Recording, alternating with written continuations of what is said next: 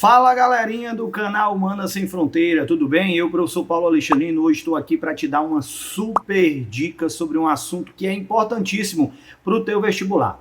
Hoje nós vamos comentar um pouco, vamos te passar algumas dicas sobre o quê? Sobre a Antiguidade Oriental. Nós vamos comentar sobre uma das mais importantes civilizações existentes na Antiguidade, a civilização da Mesopotâmia. Logo de cara nós temos que pensar que a Mesopotâmia, junto com o Egito, compõem as duas primeiras grandes civilizações a se ter notícia ao longo da história da humanidade. Tanto o Egito quanto a Mesopotâmia localizavam-se numa região chamada de Oriente Próximo, que comportava aquilo que a historiografia vai chamar de crescente fértil, a área onde eu vou ter o surgimento das primeiras civilizações, ou seja, o processo de desenvolvimento da chamada Revolução Neolítica.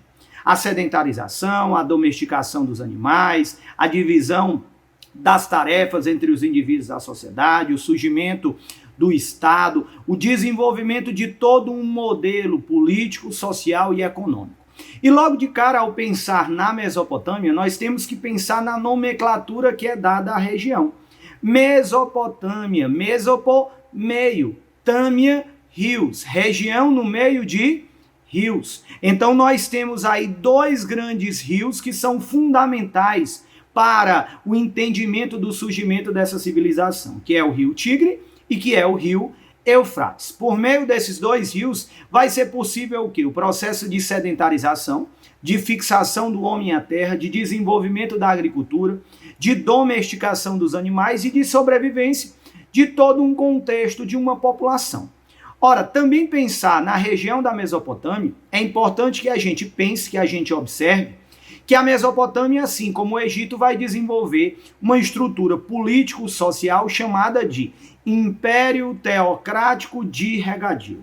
Ora, se você analisar a contextualização dessa palavra, dessa expressão, melhor dizendo, você tem império, forma de governo, teocracia, teodeus, crático, poder. Então, uma forma de governo baseado no poder dos deuses, voltado para o regadio. O que é o regadio? Regadio significa regar, irrigar. Então eu estou comprovando através da expressão Império Teocrático de Regadio que a civilização que vai se desenvolver na Mesopotâmia, ela vai ter como grande destaque para o seu surgimento a localização geográfica, a presença entre os dois rios, Tigre e Eufrates.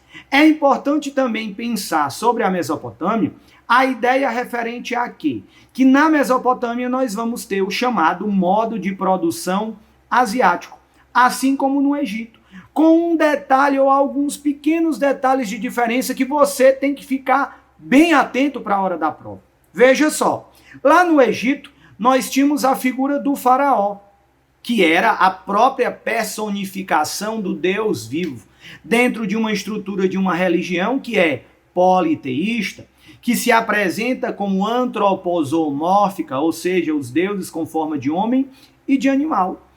Nós temos na Mesopotâmia a estrutura de quê? Dos pateses, que são vistos como representantes dos deuses. Eles são intermediários entre os seres humanos e as divindades. Isso é uma das diferenças que nós vamos ter em relação ao modo de produção asiático desenvolvido no Egito e na Mesopotâmia. Nós temos uma segunda diferença, que tem a ver com a questão da localização geográfica. As cheias do rio Nilo, elas são muito mais constantes e periódicas do que efetivamente as cheias que vão ocorrer entre os rios Tigre e o rio Eufrates. Isso vai possibilitar, de maneira bem simples e bem direta, um certo florescimento econômico muito maior no Egito do que dentro da região da Mesopotâmia. Mas, professor, o que eu tenho que efetivamente guardar do modo de produção asiático para entender a Mesopotâmia? Vamos lá. Olha só, anota: poder político centralizado, economia agropastoril, ou seja, de base agrária, voltada para a agricultura e a pecuária, sem esquecer de demarcar que vai existir artesanato, que vai existir comércio. Esse comércio do artesanato, esse comércio do excedente da agricultura, esse comércio do excedente da pecuária. É importante mencionar que nós temos uma sociedade estamental, uma sociedade totalmente demarcada pelo grau de nascimento e pelo poder econômico. Além disso, É importante também não esquecer, é importante que você sempre lembre que a religião ela é politeísta. Tanto no Egito quanto na Mesopotâmia, eles acreditavam em vários deuses. Havia aí um conjunto de deuses a marcar a história dessa civilização. Então, cuidado! Império Teocrático de Regadio, modo de produção asiático. São duas expressões, são duas características que vão existir tanto no Egito quanto na Mesopotâmia. Mas pensar na Mesopotâmia é diferente de pensar no Egito no sentido de que, quando nós estudamos o Egito em períodos históricos. Quando nós estudamos a Mesopotâmia, nós falamos da Mesopotâmia em povos, em civilizações que vão se desenvolver naquele território.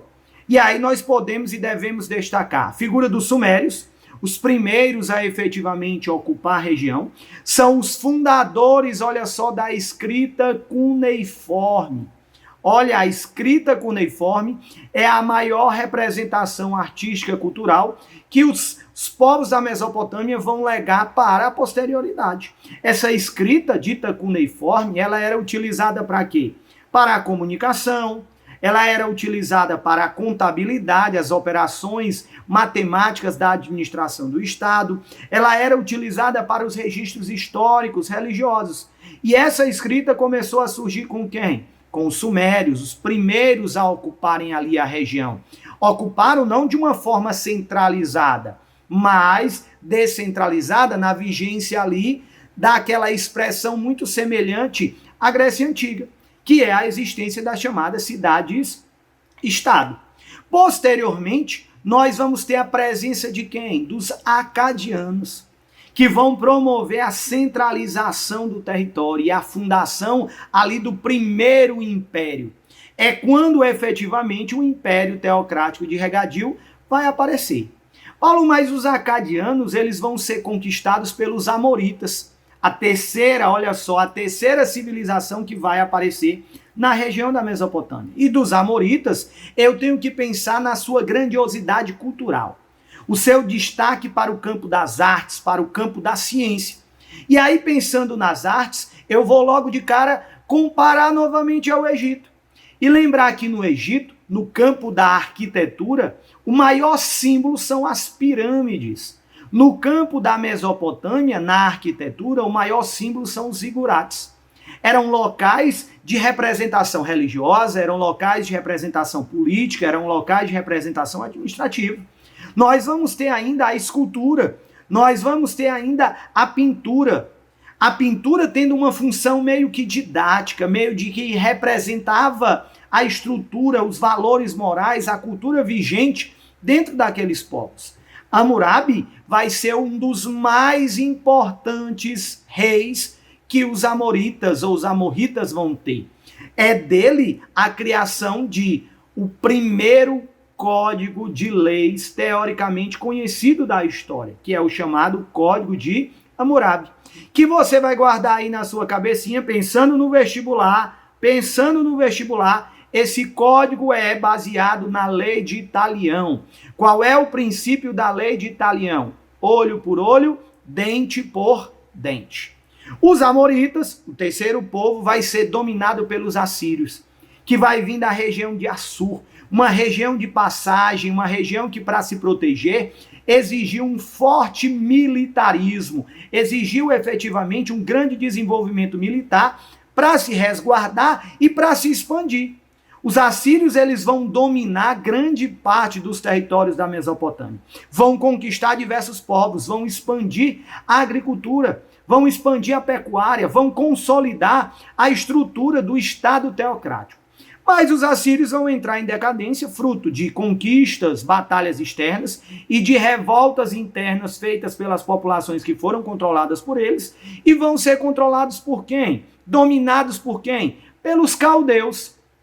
Pelos caldeus. Olha só, pensou nos caldeus, lembra de cara logo de um episódio que relaciona a história da Mesopotâmia à história dos hebreus, outra importante civilização que você também tem que estudar para o seu vestibular. E que episódio é esse? O cativeiro da Babilônia. ou cativeiro dos hebreus, quando os hebreus são escravizados e são levados à região da Babilônia, à região da Mesopotâmia, para servirem de quê? De mão de obra escrava. Aí nós podemos destacar nomes como Nabopolassar, Nabucodonosor. Aí nós podemos destacar destaques, além do cativeiro, como também o quê? Os jardins suspensos da Babilônia, representando um dos marcos da estrutura cultural, religiosa, arquitetônica que a Mesopotâmia vai deixar, a Torre de Babel, a expansão da grandiosidade aí da região da Babilônia. Então, olha só as dicas que a gente está te passando a respeito da Mesopotâmia. Nós citamos o conceito de Império Teocrático de Regadio, o conceito de modo de produção asiático e, é claro, os 5 povos, as 5 civilizações que vão estar presentes dentro do contexto daquela civilização. Essa civilização ela vai entrar em decadência com a expansão de outra civilização, a civilização persa, que vai exercer o seu poder efetivamente sobre grande parte dos territórios ali da região do Oriente Próximo, dominando o Egito, dominando a Mesopotâmia, dominando a região da Fenícia, a região dos hebreus, e assim sucessivamente. Para a gente finalizar nossa dica de hoje, nossa aula de hoje, a gente precisa lembrar só da cultura da Mesopotâmia.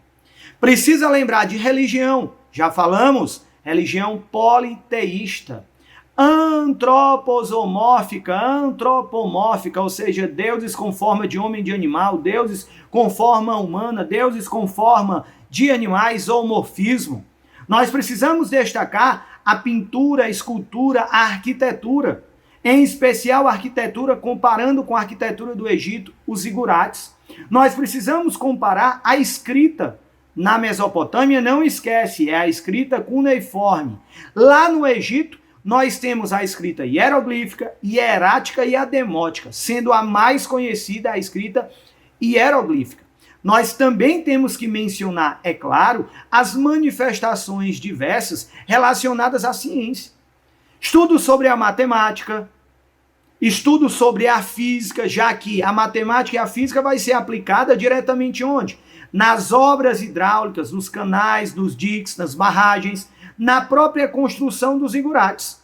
Nós temos que mencionar também a estrutura de quê? Da astronomia. Os mesopotâmicos, eles vão ter todo o seu processo de desenvolvimento econômico, a agricultura e a pecuária relacionada também à astronomia. Então, o conhecimento ali das estações, a delimitação de um calendário, a constância em tempo periódico dos dias e das noites. Então, essa civilização que nós chamamos de Mesopotâmia, ela é extremamente importante para o desenvolvimento da nossa humanidade.